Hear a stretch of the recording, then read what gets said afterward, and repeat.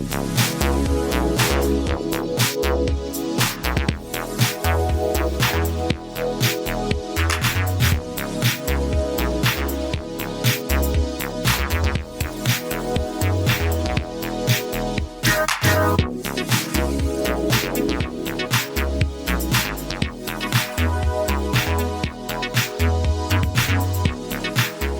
to Rick's Corner. The man, the myth, the legend.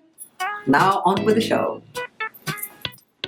Welcome to Rick's Corner. Today I have a guest I've had many times. He's my doctor and he's a good doctor. And we want to talk about some subjects I think that relate to everybody. And it's my pleasure to have Dr. Mark Braunstein here. Hello. It's good to have you. And if you guys need a good doctor, he's right here in Van Nuys, close by. And he can get the root of all your problems. So today we're going to talk a little bit about diabetes. Yeah, that isn't my specialty, but I see a lot of it.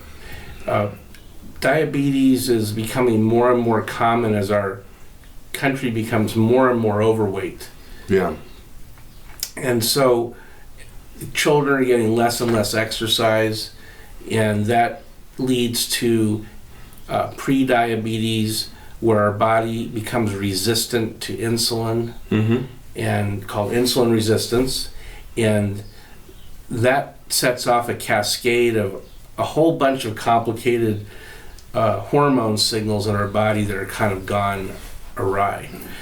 And my goal is usually to reverse that condition. That's always my goal. But why does overweight cause that? What's the problem? And you just lost a bunch of weight. This is the heaviest I just lost 12 pounds on a diabetic diet, which is Atkins diet. Basically. Pretty much the Atkins diet. Yeah, yes. We're going to trim him down and make him a bodybuilder. We'll do something like that. But you know, the Atkins diet, the Beverly Hills diet, the Play-Doh diet, and all those diets, and I've said this on my show, are basically high protein, low carb. Yeah, that's right. And I tell people, if you look at the history of just to give a perspective, the history of our society and how we eat, people become overweight since the Industrial Revolution. You probably I bet you might agree with that, where you have mass production of carbohydrate-containing foods like cereals, bread products that were hard to come by before that. You know, maybe a king or somebody would have a loaf of bread with meals every day, but it took a lot of work to make it and to grow the wheat and harvest it. And now that we have mass agriculture, assembly lines, and now that people are working in a sedentary position, only 5% of the people in our population work outdoors. 200 years ago, 5% worked indoors, 95% worked outdoors. And they're exercising. Yeah, it sort of flip-flops. So now 95% of us have sedentary jobs, more or less. So when the insulin levels change, what does that do to your body? So insulin is a protein hormone made by the pancreas and the islets of Langerhans, and it has a number of functions. One is to allow glucose to enter our cells, and glucose is the main source of energy for cellular reactions. The other thing it does is tell the body that we want to hibernate. So the problem with, say, a high carbohydrate meal is you produce a lot of insulin in response to eating a lot of sugar, which is carbohydrate. Right. You get an insulin surge. The insulin says, hey, this guy wants to hibernate, so we better store everything he ate as fat. So now, even though you're eating a piece of bread, it gets converted into fat. Had you eaten a piece of fat, your body wouldn't do that. Oh, God, I'm glad you brought that up. You wouldn't get an insulin surge. You would not store fat.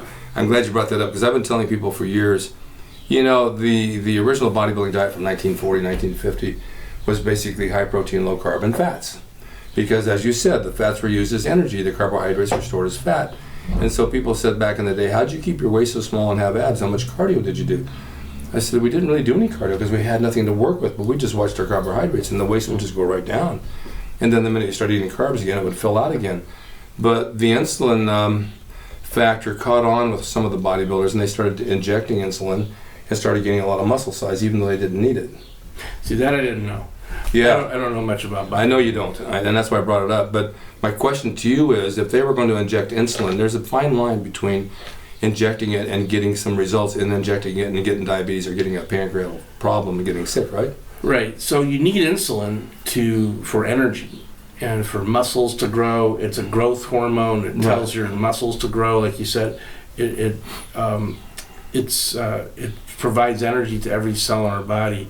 But too much it's like anything. Too much is no good. Right. I mean, I know a lot of these guys would take it and then they'd have to eat like 5,000 calories right away just to activate so they don't get into insulin shock. Does that make sense? That's right. Yeah. So that's exactly true. So the insulins that are used to inject, they're short and long acting. Right. The long acting ones these days can last 48 hours. Okay. The short acting last 1 to 3 hours. Either one can, if the level's too high, can cause low blood sugar or hypoglycemia. Okay. And that's dangerous. So you try to avoid that at all cost. And that's why they say it's better to have a little less control over your blood sugar and not risk hypoglycemia than it is to have perfect control. And then you're always on the edge. You're always on the edge of needing food to prevent hypoglycemia. It's a little scary. So you want to be a little bit less than perfect. Yeah, I've seen people who have it and they go out and they start to get weird and then they have to have right away a cracker or a cookie or something like that. Yeah, glass of milk, orange juice, either. Yeah. Is that why? Right. Okay, so you don't want to mess with it basically unless you really need it. Right. Then there's a whole other area of research on the gut microbiome, they call it. So the bacteria that live in our gut that help us digest food. And I'll just say this real quickly. If you take, then this is related to diabetes, if you take obese mice, which are prone to diabetes, and you take this is kind of this is a little gross, but you take their stool and you feed it in some form to lean mice that are genetically skinny. Mm-hmm. The lean mice become obese. Oh, really? Yeah. And because it alters their gut microbiome or bacteria, which affects the way they process and digest food in a way that causes obesity. So there's a lot of research now going on to how can we alter, and there are many studies like that, how can we alter the bacterial colonies in our gut to prevent obesity? And that may be the ultimate cure, which in turn will cure 90% of diabetes, since 90% is type 2 or adult onset related to too much food. So it starts with the stomach. Yeah, and some genes too. But yeah, but so what do you do to prevent that? How do you reverse it? So what I'm doing, it would be a good example. Low carbohydrate, high protein, high fat diet, and exercise to reduce insulin resistance. And some people take various medications or supplements, which there's a list of, I won't go into, but the most common prescription one is metformin, and that can help reverse early diabetes. Is there any side effects to that? Yeah, a lot of side effects. So intestinal upset's the most common. That's with a lot of stuff, though. Yeah. What are the symptoms of diabetes? I mean, I've had several physicals and blood panels done, and I always say, check me for diabetes. I might have even had you check me because I get like really thirsty. Yeah. And I thought, oh, maybe I have it, and then my foot would swell, and then I thought I had it, and then it came back, no, you don't have it. So increased thirst, frequent urination, getting up at night 3, 4, 5 times, weight loss when you haven't changed your diet, Mm-hmm. Lack of energy, just feeling worn out, tired. That's me. There you go. Yeah, people can get tingling in the hands, peripheral neuropathy. They can get even periods where the body sort of doesn't know what to do and get hypoglycemia for no reason. For a reason, but not from taking too much insulin. Just the body has a mistiming between the way the body releases insulin and the gut processes food. So you get the insulin surge from the pancreas at the wrong time, and there's no food there, so you got hypoglycemia. That's why I say you have to eat after something like that. Yeah, that can precede diabetes. Okay. The earliest sign that we see, though, is before you have symptoms, is high insulin levels. So these days I check in anyone who's overweight insulin levels, and for 1 to 3 years before the onset of elevated blood sugar, you see the insulin levels are double, triple as high, and that person will do really well on a high. I'll point it out and say this person will do great on a high protein, low carb, high fat diet. Yeah. They will get better right away. Their blood sugar will plummet to normal, their triglycerides and their cholesterol will drop, even though they're eating fat. And the exercise with it, of course. And exercise. Okay, another subject. You mentioned neuropathy and tingling of the hands and the feet. I had my tingling in my fingers, and they said it was carpal tunnel. So I had the surgery, and it only corrected about, 30-40% of it. So then they said it's coming from my neck. But my feet are numb most of the time on the bottom and around the side of the calf a little bit. And so when they did my x-ray, they said you have, I guess it was spinal stenosis. So it's pinching a nerve in there, which causes neuropathy, right? Right. Okay, so it's not necessarily diabetes. No. Okay. But you still would check for that. Yeah, and I did. But I've talked to several people who say, oh yeah, my feet are numb too, and I didn't know what it was, because most people don't check it out. They just live with it, and it's not painful. I mean, it's just like I'm walking on someone else's feet. Yeah. Well, diabetes is the most common cause of neuropathy. Yeah. Of sensory, and they call it peripheral neuropathy, involving the nerves in the periphery of your body, the arms and legs. Then you have genetic causes. They're familial genetic causes that are not rare.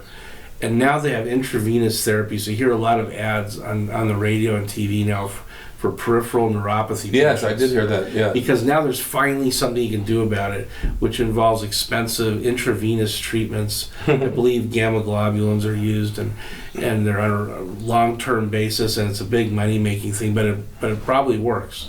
Yeah, well, it works to make money. Yeah, that too. That's what it is. Well, the numbness is, it happens to a lot of people. Many of you know out there that I had a leg injury the past 4 weeks, and Dr. Braunstein came over, and my orthopedic said, I think it's tendonitis in the side of your tendon. And my swelling went down. I have that new knee, and it's hard to do leg extensions and walk, and I was doing great before.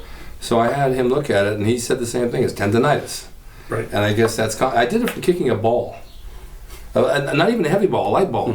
So maybe I twisted this way or that way, and it just kind of like set it off. Is that possible? Yeah. Any sudden movement that stresses out a tendon can cause tendonitis. Okay. And it may have already been on the verge. Right. Because people have already been overdoing it, exercising too much, too soon, too quickly, too much intensity. Yeah. And then they do a minor thing like kick the ball, and that was the final straw. Yeah. It didn't really cause it. No, it's the last thing you do. That's probably what it was. Yeah. Someone will live? Well, it seems so, yeah. And then there's intravenous stem cell treatments, which are another thing of the future. They're doing them in Switzerland more than here and in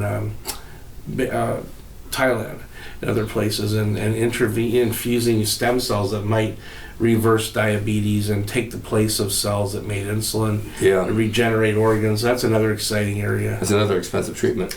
Another expensive, exciting, Yeah, and insurance doesn't cover it. No. All right, so you're in Van Nuys. Well, Sherman Oaks, right next Sherman to Oaks, Van yeah, it's the Nuys. same thing. But this is Van Nuys actually Boulevard. Sherman Oaks, Van Nuys Boulevard. What's the address? Oh, it's 5000 Van Nuys Boulevard, Suite 200, Sherman Oaks. And you're a general practitioner. Yeah, I'm a family practitioner, so it's like a general practitioner with extra training. Right? Okay. Right. Now, I have another question before we close.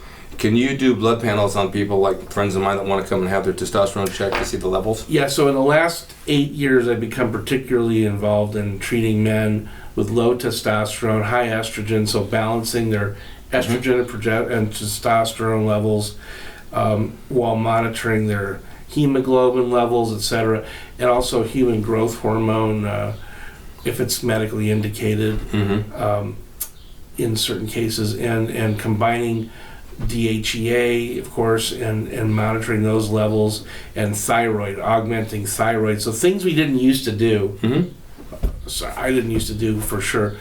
I'm now one of the few primary care doctors in the city that are, I guess, on the cutting edge of that. By choice, I was very interested in anti-aging medicine. Yeah, sure. And so you learn as you go and get feedback. And I've been doing that for about 7 years as maybe 20% of my practice. It's good to know, because a lot of the older guys I know, their testosterone levels are low. Right, and they're told they're normal. They're not normal. They may say normal on the lab sheet, but that's not normal for them. What's actually normal range? The number is one, but you have to look at the different labs are different, but around 800 for a total testosterone is ideal. So that's what I would call normal. Ideal, that's kind of what you'd be at age 25. Okay. My son is 40 and he had his check and he was at 79. It's really low. Mine was 79 when I was 50. I was very low. Then you look at you could have a normal total testosterone, but a very low free testosterone, which is the biologically active form. So you always want to check the free testosterone. And that should be what? That is a different scale. The different labs have different scales. Okay. But in general, I wouldn't want to say because they're all different. But you want it toward the high end of the range that the lab gives. And also, estrogen is important. A lot of men like myself have very high estrogen levels for a male and low testosterone. Those are the ones that get prostate cancer and they get heart attacks and strokes. Yeah. So you want to reverse that. You want to have high normal testosterone and low estrogen. Right, you got to balance it out. And rebalance it, which you've probably been aware of for longer than I have. Long time. Yeah. When I got out of the hospital a couple of years with pneumonia, my testosterone was 179 or less. Yeah. And so my cardiologist put me back on 200 milligrams a week and brought it right up to it's right around 900. Made a big difference. And even my son, who was that low at almost 40 years old, he had no energy to do anything. And then when they started injecting him, he says, God, I start to feel good. I got a job. My weight shifted. It wasn't heavy, but he said, I just feel more athletic. And he says, I went and got a job because he wasn't working. He was taking care of the kids. So now he's had the job and he's doing well. And it was all based on the low testosterone because he just didn't have the drive to do anything. It made a difference. Right. Yeah, that's the main thing men like about testosterone replacement is the energy level. It's not just the vitality, the strength, and the endurance. It's your just overall energy level and sense of enthusiasm to do things. Motivation. You feel like doing things again. It's true. And growth hormone's somewhat similar to that with some other benefits. I'm taking the GH right now to help heal my knee. I thought it might help those ligaments down there just to come back a little bit. I did that when I tore my quads and I healed in like half the time. Yeah.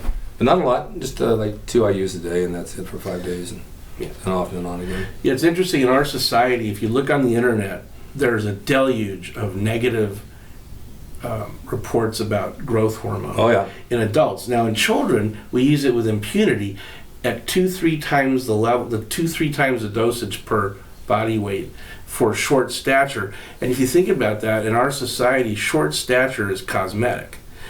If you're 5'4", you're not going to die from that. Right. So, but you might become 5'5" with growth hormone, maybe gain an inch, half an inch. It's not a lot usually, and parents aren't afraid of that. There's millions of kids that get growth hormone. They're not worried about it causing cancer or problems. But as soon as adults start taking 1/3 that amount to prevent becoming decrepit and deteriorating, I know where you're going. Everyone gets all excited and bent out of shape, and suddenly it's a controlled substance. Yes, it's dangerous. It can it's kill not fair. You should be taking it. It's crazy. Illegal, and it's making you better than the ones. One of the most fascinating, helpful tools I've ever seen in medicine. Some of the most amazing results. But it's those who are naive don't understand it. Then the news media gets a hold of it, and they paint a really horrible picture of it. And someone will say to me, "You're not taking testosterone." Don't you know you can die from that? I said, "Where'd you hear that?" On the news. I said, "The news doesn't know what they're talking about." Well, you can die from it if it's not done properly. Now you can die from anything. Yeah, right? If you give any medication, if you treat high blood pressure and you don't do it right, it's like anything in medicine. There's a way to do it. Well, I want to thank you for being here. You've always been very interesting, and you people need a doctor. You need to have this stuff checked. Dr. Braunstein's your man. I'm going to put his address and phone number up. I swear by them, and I've sent you a lot of patients that have been very happy. Yes, you have. Thank you. So that's the whole thing. And they're big. Yeah. These guys are not to be fooled with. These are strong men. Yeah, they bust the elevator down to get in there. Yeah. When they come down the hallway, you hear the footsteps. I also want to tell you that on July 12th, my birthday, I'm accepting all gifts. Now, besides that, there's a premiere at the Chinese Theater in Hollywood, and it's all over 400 theaters in the United States called 350 Days. And it's a documentary about professional wrestling, what it's like to be on the road for 350 days, and the lifestyle and the life you gave up. And I'm actually in the documentary along with many, many superstars like Greg Valentine and people like that. So if you want to check it on the internet, it airs July 12th, it's on the Chinese Theater here in Hollywood at 7 p.m. There's a red carpet at 5 p.m. It's also in New York, another 400 locations. It's called 350 Days, so check it out. Okay, Mark, thank you so much. Thank you. Thank you guys for watching Rick's Corner. Thank you. And stay tuned for more. I have some exciting stuff coming up this week with Richard Baldwin, a bodybuilder from the 70s, and Lorelei Sprott, who's also an aquatic rehab person who puts you in the pool and get rid of all your injuries. And this is what you want to do. So water resistance is one of the best ways to do it, and she's coming on Friday. See you guys next time. Stay tuned for traffic and weather. Remember, in LA this week it's going to be 115 degrees. Don't wear any underwear. See you next time. Hey everyone, now you can have the Gold's Gym logo drawn by me, the artist Rick Drasin, personalized and made out to you and signed by me to frame and put on your gym wall or wherever you see fit to do so. It's a piece of bodybuilding history. It will never be duplicated again. It's the largest selling icon t-shirt logo in the world, and I'm the guy that drew it, and I will draw it for you. Just go to my website, rickdrasin.com, and order there. You can pay through PayPal, and it'll be sent out right away. And be sure to watch Rick's Corner for all the videos on bodybuilding, nutrition, fitness, pro wrestling, and anything that suits your interest as far as getting physically fit and being the best you can be from the golden era of bodybuilding.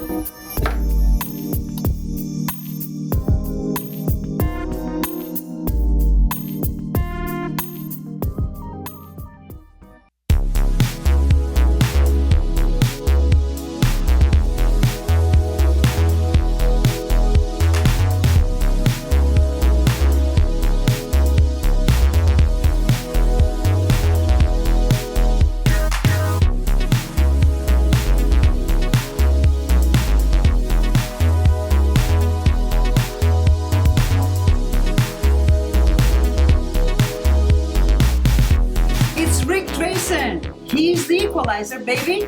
See you next time.